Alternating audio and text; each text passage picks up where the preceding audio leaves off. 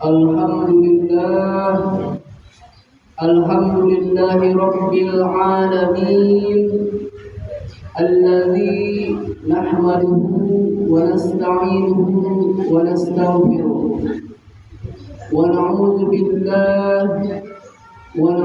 billahi min shururi anfusina wa min sayyiati a'malina. Man yahdihillahu fala mudilla lahu wa man yudlilhu fala hadiya lahu. Asyhadu an la ilaha illallah wa asyhadu anna Muhammadar Rasulullah. Allahumma shalli ala sayyidina Muhammad wa ala ali sayyidina Muhammad. Rabbi shrah li sadri wa yassir li amri wahlul 'uqdatam min lisani yafqahu qawli. Rabbi zidna 'ilman warzuqna fahman. Subhanaka la 'ilma lana illa ma 'allamtana. Ibu-ibu yang saya hormati, alhamdulillah, segala puji bagi Allah Subhanahu wa taala yang senantiasa mencurahkan rahmat-Nya, karunia-Nya kepada kita semua. Alhamdulillah wa syukrulillah ala kulli nikmatillah. Dialah Allah yang Maha Pengasih, yang Maha Penyayang, Allah Ar-Rahman, Allah Ar-Rahim. Dengan kasih sayangnya kita bisa menjadi manusia yang beriman kepada Allah Subhanahu wa taala. Bayangkan seandainya hari ini kita terlahir di Eropa, di Roma, yakin nggak ibu-ibu bisa ngaji di sini? Nggak bisa. Lahirnya di Roma, di pusat agama Kristen Katolik. Mungkin hari itu ibu-ibu atau saya mungkin kalau lahir di sana, mungkin ibadahnya hari Minggu, datang ke gereja. Tapi alhamdulillah wa syukurillah ala kulli nikmatillah, dengan karunia Allah Subhanahu wa taala, Allah berikan kepada kita nikmat iman, nikmat Islam yang begitu mahal harganya. Alhamdulillah. Salawat dan salam teruntuk baginda Nabi Muhammad sallallahu alaihi wasallam. Jangan pernah bosan untuk berselawat kepada Nabi Muhammad sallallahu alaihi wasallam. Karena orang yang paling dekat dengan Nabi Muhammad adalah orang yang senantiasa dan sering berselawat kepada beliau. Ya Nabi salam alaika, ya Rasul salam alaika, ya Habib salam alaika.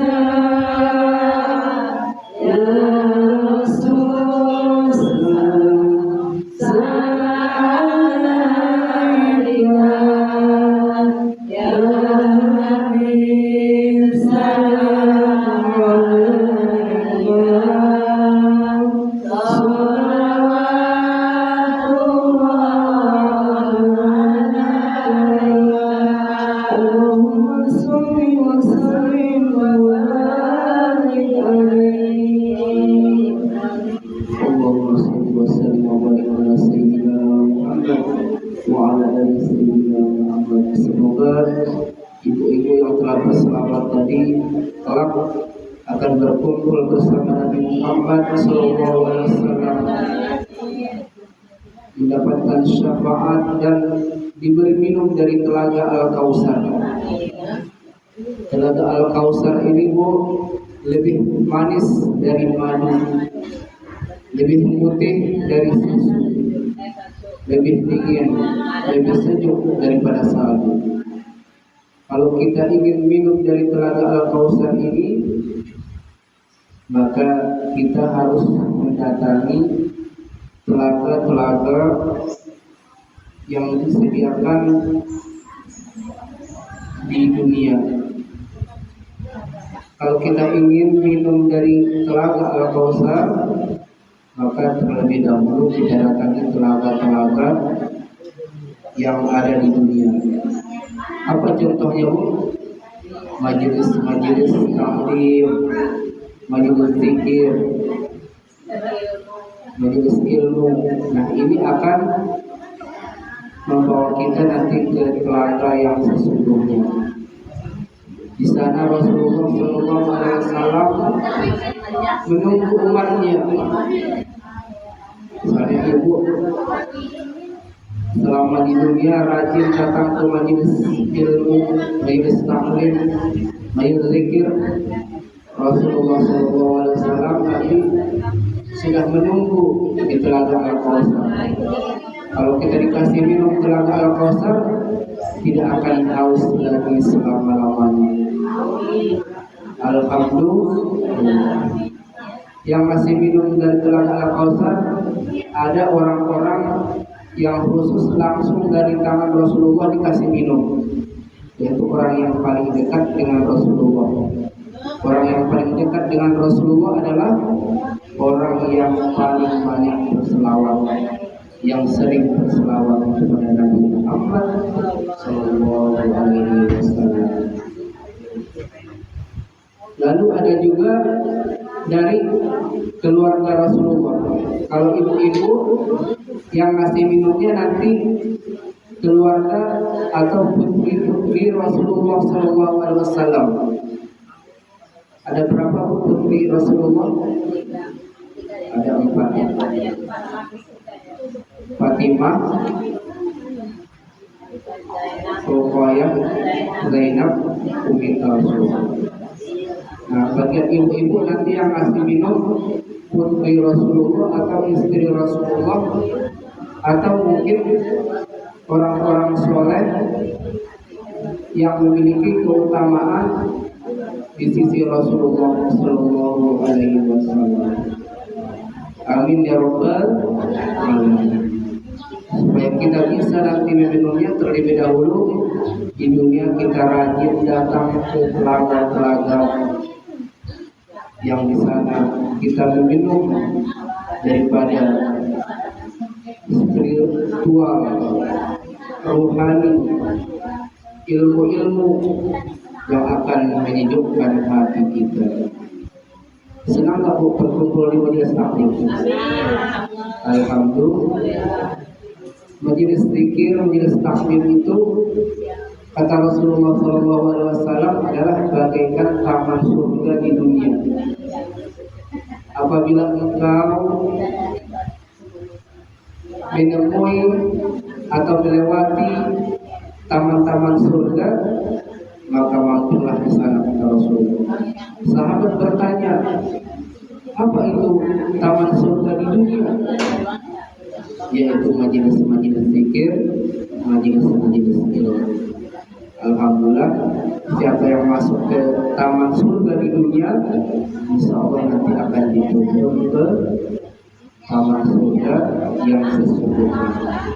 Barang siapa yang berjalan untuk menuntut ilmu, man salaka tariqan yaltabisu bihi ilman, sahhalallahu lahu tariqan ilal jannah. Ya Bu? Tahu artinya Bu? Barang siapa yang berjalan ke majelis ilmu atau untuk menuntut ilmu, maka Allah memudahkan baginya jalan menuju surga. Alhamdulillah. Ibu-ibu datang dari rumah tadi itu dipayungi oleh malaikat-malaikat rahmat. Baru berjalan, niat saya mau ngaji di pesantren Al-Amalah Nusantara. Para malaikat dampingin kanan kiri, mereka membentangkan sayapnya untuk mendampingi ibu-ibu.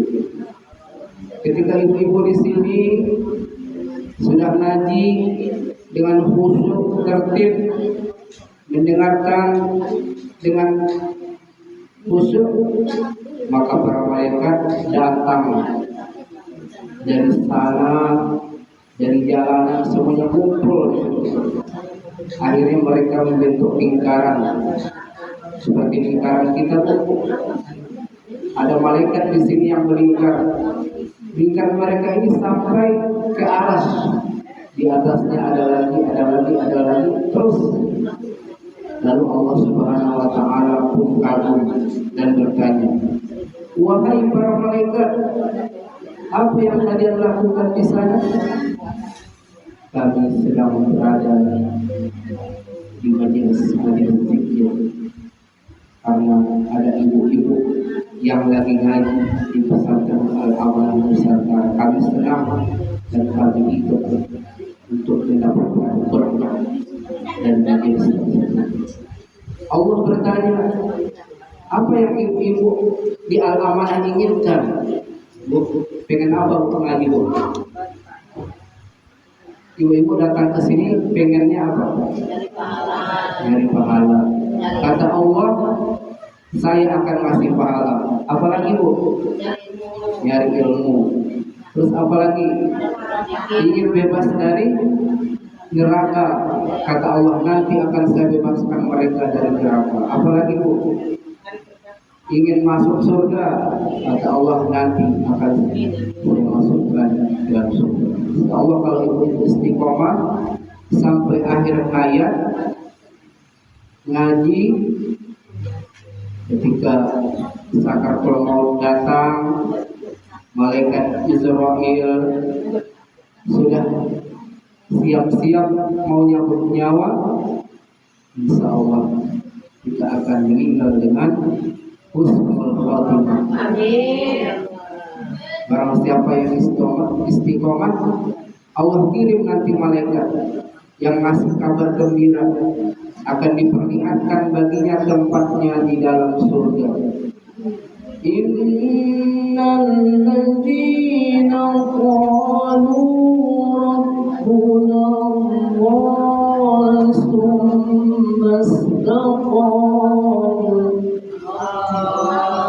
تتنزل عليهم الملائكة ألا تخافوا ولا تحزنوا وأبشروا بالجنة التي كنتم توعدون.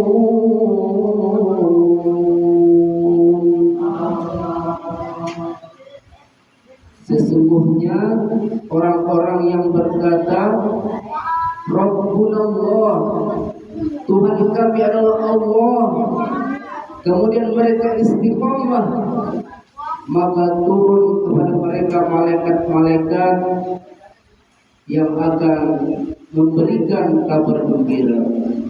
Para ulama menafsirkan bahwasanya malaikat ini akan turun datang ketika kita menghadapi sakaratul maut. Malaikat berkata, Allah takhafu wa la tahzanu. Ibu-ibu jangan takut, jangan sedih. Wa abshiru bil jannati allati kuntum tu'adun. Dan berbahagialah dengan surga yang telah dijanjikan untukmu. Alhamdulillah. Jadi para ulama pada saat itu kita diperlihatkan tempat kita di surga. sehingga sakitnya sakaratul maut yang bagaikan sakitnya dipulitin itu hilang. Sakitnya sakaratul maut bu, Nabi Musa aja ketika ditanya bagaimana rasanya sakaratul maut, katanya sejak saya mengalami sakaratul maut saya masih membayangkan pedihnya sampai saat ini. Ketika beliau ditanya oleh Rasulullah SAW, sehingga dengan sakitnya sakaratul maut ini, ketika kita memandang surga hilang semua. Ketika Nabi Yusuf alaihissalam berjalan di hadapan para wanita-wanita cantik, itu para wanita itu menggores tangannya, saking indahnya ketampanan Nabi Yusuf alaihissalam. Jadi nanti ketika sakaratul maut melihat indahnya surga, kita tidak merasakan sakitnya sakaratul maut. Alhamdulillah. Kita membaca sedikit dari kitab Bidayatul Hidayah karya Imam Al-Ghazali. Pernah dengar kok Imam Al-Ghazali? Imam Al-Ghazali ini seorang ulama besar yang hidup 1000 tahun yang lalu. Beliau menjadi rujukan para ulama. Salah satu karyanya yang paling terkenal adalah Ihya Ulumuddin. Kitab Ihya Ulumuddin yaitu menghidupkan agama, menghidupkan ilmu agama. Dalam Bidayatul Hidayah ini ada beberapa bagian. Yang pertama adalah dalam Al-Qismul Awal Fit Ta'at. Bagian pertama dalam ketaatan. Imam Al-Ghazali berkata, "I'lam anna awamirullah ta'ala faraidun wa nawafil." Ketahuilah bahwasanya perintah Allah itu ada yang fardu dan ada yang sunnah. Fal fardu ra'sul mal wa huwa aslut tijarah.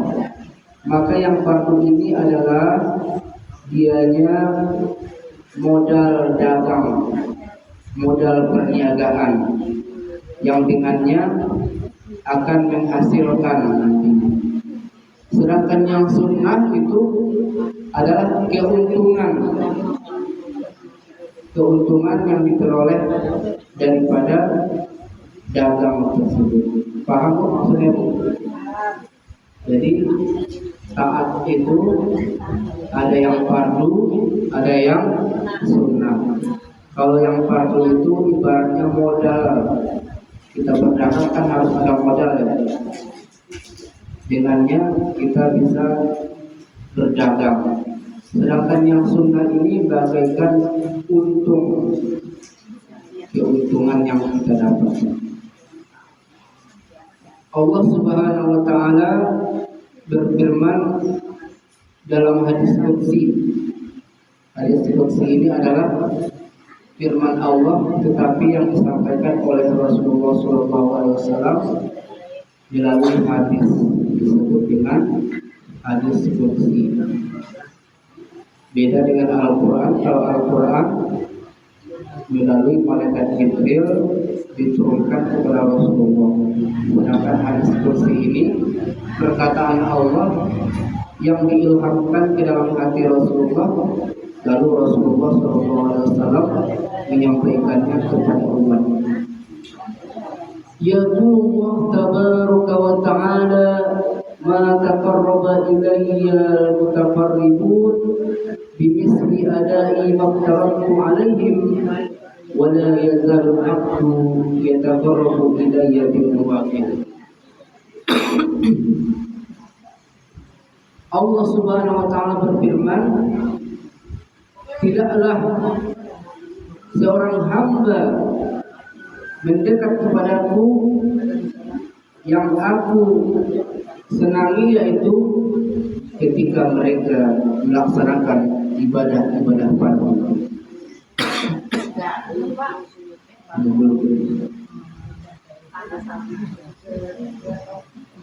Sekarang lagi suka. Jadi Allah Subhanahu wa taala senang ketika kita melaksanakan ibadah-ibadah fardu yang akan mendekatkan kita kepada Allah Subhanahu wa taala. Lalu ada sebagian hamba-hamba Allah yang senantiasa mendekat kepada Allah dengan ibadah-ibadah sunnah, sehingga aku mencintainya. Apabila aku telah mencintai hamba tersebut, maka aku akan menjadi telinganya yang dengannya ia mendengar, wa basarahu, matanya yang dengannya ia melihat, dan lisannya yang dengannya ia berbicara, dan tangannya yang dengannya ia memegang, dan kakinya yang dengannya ia berjalan. Walan tasida al-maqalib ilal qiyam, dan kalian tidak akan bisa mencapai ini kecuali benar-benar melaksanakan perintah-perintah Allah, menjaga anggota tubuh dan menjaga hati dan nafas dengan berzikir kepada Allah Subhanahu wa taala sejak bangun tidur sampai tidur kembali. Jadi ibadah fardu yang kita lakukan membuat Allah senang. Namun dengan ibadah-ibadah sunnah seperti kita melaksanakan salawat, zikir, dan berbagai macam kegiatan-kegiatan yang mendatangkan pahala, maka Allah Subhanahu wa taala lebih senang lagi. Allah Subhanahu wa taala bahkan akan menjadikan pendengarannya, menjadikan lisannya diberkahi oleh Allah Subhanahu wa taala. Kemudian dalam kitab ini juga membahas faslu bi adabil aiqaz minan naum, bagian adab bangun dari tidur, dari tidur sampai tidur lagi. Di sini dibahas karena kata Imam Al-Ghazali tadi, supaya kita benar-benar bisa menjadi kekasih Allah, benar-benar menjadi orang pilihan yang dicintai Allah Subhanahu wa taala, maka dari bangun tidur sampai tidur kembali, maka samping ibadah-ibadah wajib, kita juga melaksanakan ibadah-ibadah sunnah. Dan hati kita dan mulut kita senantiasa berzikir, ingat kepada Allah Subhanahu wa taala. Silakan.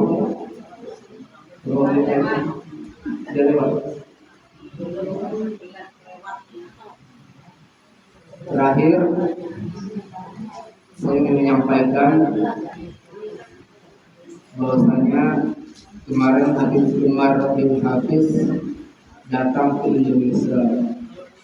Beliau berdakwah di beberapa tempat, di Monas, Istiqlal, dan tempat-tempat lainnya. Salah satu yang beliau sampaikan adalah bahwasanya ada orang yang dianggap soleh, namun ketika meninggal di dalam kuburnya terdengar suara jeritan sampai setahun. Ketika ada yang memimpikan, maka beliau menjawab, sebenarnya aku tidak disiksa, tetapi aku diinterogasi di dalam kubur hanya karena satu kata, yaitu ketika saya lewat di sebuah majelis yang sedang melakukan peringatan Maulid Nabi Muhammad SAW. Lalu saya bertanya, untuk apa orang-orang ini melakukan Maulid? Lalu ketika saya meninggal, saya diinterogasi dalam kubur selama setahun. Lalu dikatakan kepada saya, di sana mereka membaca ayat-ayat Allah, membaca selawat. Lalu kenapa kamu masih bertanya untuk apa mereka melakukan maulid? Di sana mereka mendengarkan ceramah, mendengarkan tausiah agama. Lalu kenapa kamu masih bertanya untuk apa diadakan maulid Nabi Muhammad SAW? Ini adalah cerita di negeri Yaman. Jadi alhamdulillah kita telah melaksanakan maulid Nabi Selasa kemarin ya. Alhamdulillah. Ini saya tak sempat hadir karena kurang sehat. Alhamdulillah, semoga setiap tahun kita bisa melaksanakan peringatan maulid Nabi Muhammad SAW dan majelis ini senantiasa istiqomah sampai akhir hayat. Amin ya rabbal alamin. Kita tutup dengan doa. Astaghfirullahaladzim, astaghfirullahaladzim, astaghfirullahaladzim, la ilaha illa huwa al-hayyul qayyum. A'udzu billahi minasyaitonir rajim. Bismillahirrahmanirrahim. Alhamdulillahirabbil alamin. Hamdan syakirin, hamdan na'imin, hamdan yuafi ni'amahu wa yukhlifu judah, ya dzal jalali wal ikram. Allahumma salli wa sallim wa barik ala sayyidina Muhammad al-Fatih lima ughliqa wal khatimi lima sabaqa ناصر بالحق والهدي إلى صراطك المستقيم وعلى آله حق قدره ومقداره العظيم. اللهم اغفر لنا ذنوبنا ولوالدينا وارحمهما كما ربونا صغارا ولجميع المسلمين والمسلمات والمؤمنين والمؤمنات الأحياء منهم والأموات برحمتك يا أرحم الراحمين. Ya Allah, ya segala dosa kesalahan kami, ya Allah. Setiap langkah yang kami langkahkan ke tempat ini, jadikanlah sebagai penghapus dosa kami, ya Allah, dan menambah pahala kami, ya Allah. Dan kelak kami akan dikumpulkan di taman-taman surga bersama Rasulullah SAW. Ya Allah, orang-orang tua kami, leluhur kami yang telah mendahului kami, tempatkanlah mereka di tempat terbaik, ya Allah. Kumpulkan mereka bersama orang-orang soleh, bersama Nabi Muhammad SAW. Ya Allah, undanglah kami untuk melaksanakan haji dan umrah. Kami ingin berziarah ke Makkah dan Madinah, ya Allah. Ya Allah, ya Rahman, ya Rahim, izinkan kami, ya Allah, sebelum kami wafat, sebelum kami meninggalkan dunia ini, izinkan kami untuk bisa masuk ke Raudhah, ya Allah. Tawakkali Ka'bah, ya Allah. Rabbana atina fid dunya hasanah wa fil akhirati hasanah wa qina adzabannar. Wa sallallahu ala sayyidina Muhammadin wa ala alihi wa sahbihi ajma'in. Subhana rabbika rabbil izzati amma yasifun wa salamun alal mursalin walhamdulillahi rabbil alamin. Al-Fatihah. A'udzu billahi minasyaitonir rajim. Bismillahirrahmanirrahim. Alhamdulillahi rabbil alamin arrahmanir rahim maliki yaumiddin. Iyyaka na'budu wa iyyaka nasta'in. Ihdinas siratal mustaqim. صراط الذين أنعمت عليهم غير المغضوب عليهم ولا الضالين. Assalamualaikum warahmatullahi wabarakatuh.